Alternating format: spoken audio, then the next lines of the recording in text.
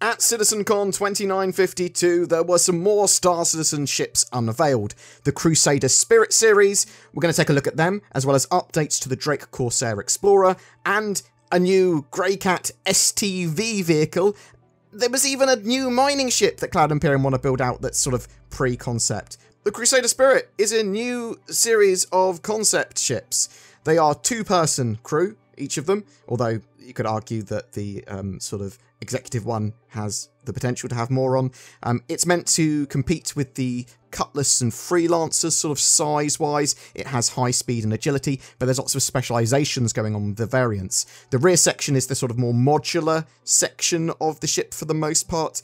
There are 2 seats for the pilot and co-pilot, and a sleeping quarters. That's sort of the same on all of the ships. But the C1 is the cargo variant. It's got 48 SCU of cargo, with a ramp wide enough for vehicles like the Cyclone, and sort of cargo as well, so it's got room for vehicles and cargo rather than one or the other. So who needs weapons when you've got a size 3 tractor beam? Well, you do. So you've got that tractor beam mount, but it also comes with pilot being in control of 2 wing size 2 gimbals, and 2 nose size 3 gimbals. So that's actually quite a lot of weapons. Obviously, they're a size down from that because they're gimbaled. But yeah, it's also got access to 4 size 3 missiles, so a reasonable amount of firepower for a smallish ship. The A1 is the medium bomber variant, so it's a smaller Hercules A2, is sort of like how it's sold. Smaller and faster. It has 10 size 5 vertical gravity bombs, so it drops them towards the ground. Pew, pew, pew. Probably not going to be great in space, but great when it's bombing the ground. The sort of bombs are set up in a twin daisy-chained rack. It looks really cool. The pilot has access to 2 size 3 wing weapons and 2 size 2 nose weapons. There is a rear-mounted remote turret with twin size 2 weapons as well. It looks like it replaces the sort of tractor beam. Instead of the tractor beam, it's got that remote turret. The E1 is the executive transport version. So this is a bit of a taste of the Genesis Starliner, but on a smaller scale. It's a VIP experience for 6 passengers, like a commercial plane, but for first class people. There is a panoramic glass roof and side windows for awesome views. There's a Mixmaster drinks machine, which is going to be operational apparently. There's comfy seats, TVs. It's luxury and looks cool, and you'll be able to get a taste of that sort of VIP flight attendant gameplay that the Genesis Starliner will eventually have, and I think they're fleshing it out with this ship. For defences, the pilot has access to 2 size 2 gimbals on the wings and 2 size 3 gimbals on the nose. It also has a rear remote turret with twin size 2 guns and 4 size 3 missiles as well. So there's a reasonable amount of defence on all of these ships. All 3 variants are available to purchase now on concept sale. No exact date for exactly when they're going to be in-game. The C1 is available from $100, the A1 from $155, and the E1 from $135. They're not particularly small ships, so for some this is actually going to be a relatively good price point to get a ship that's a bit larger than just a starter or a single-seater fighter.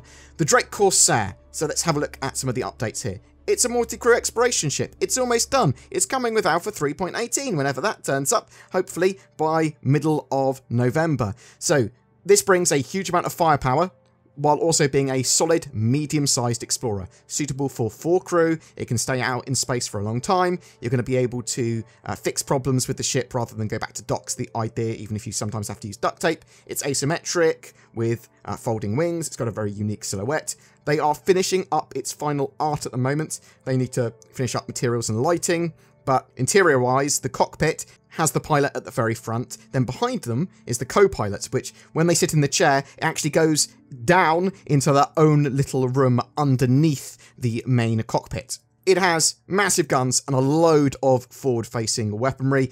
The captain's quarters is sort of like as you come out of the cockpit. Then there's a crossroads with access to the turrets and then the rest of the ship. The turrets have a lot of maneuverability, so you can obviously have these firing forwards, but obviously tracking lots of different angles going on if you've got lots of different threats attacking you. There are another 3 crew quarters and a hab area with a bathroom, kitchenette, and table/social area, so you can have meetings there. Moving to the rear of the ship, there's an engineering area, sort of like a hexagonal space with side airlock, and there's lockers for EVA suits there, but also there's a big area here for just general components. There's a lift that even allows exit via the top of the ship.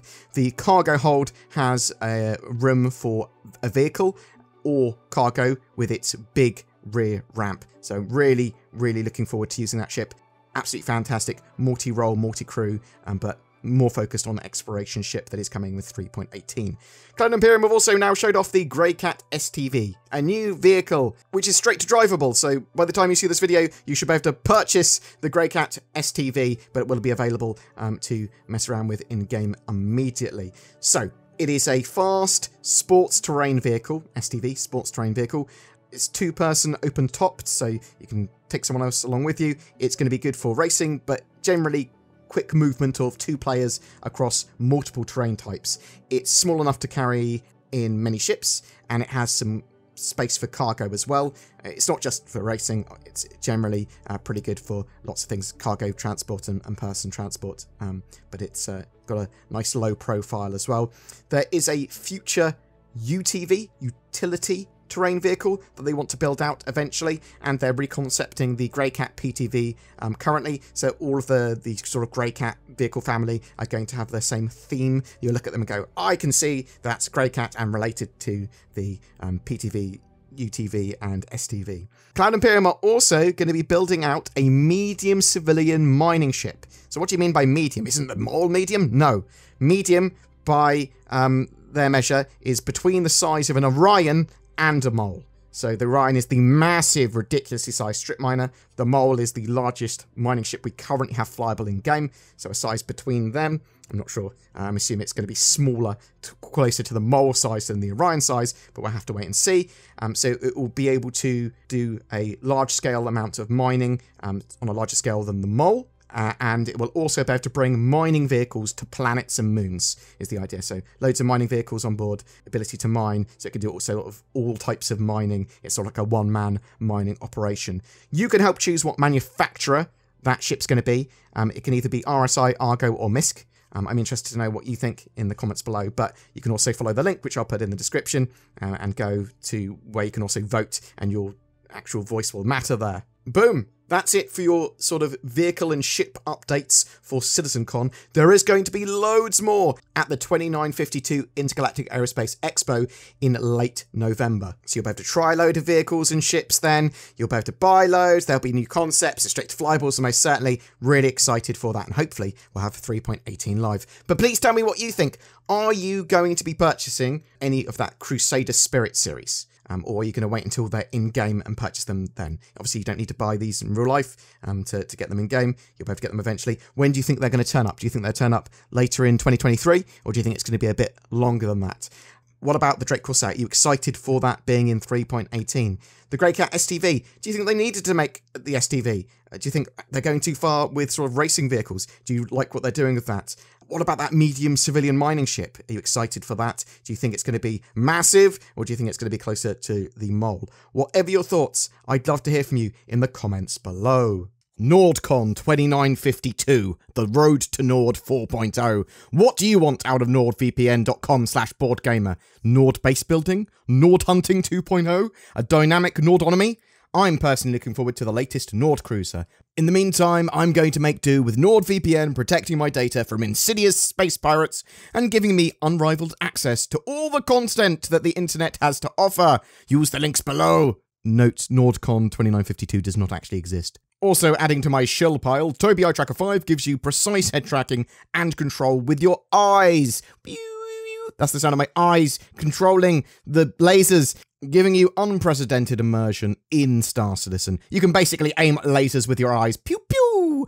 Use the links below and code BoredGamer for discount. Every month we have a ship giveaway for Star Citizen. For October, we're giving away a Cutlass Black with pirate skin, lifetime insurance, and Star Citizen game package. All you need to jump into the game. Just comment on any of my videos made during October to be in for a chance of winning that. If you would like to further support the channel, please consider becoming a channel member with the join button below my videos, or potentially becoming a Patreon. You'll get access to some exclusive content, and it really helps the channel out. Thank you so much for watching and supporting the channel. Hopefully I'll see you in the next video, and have a great October.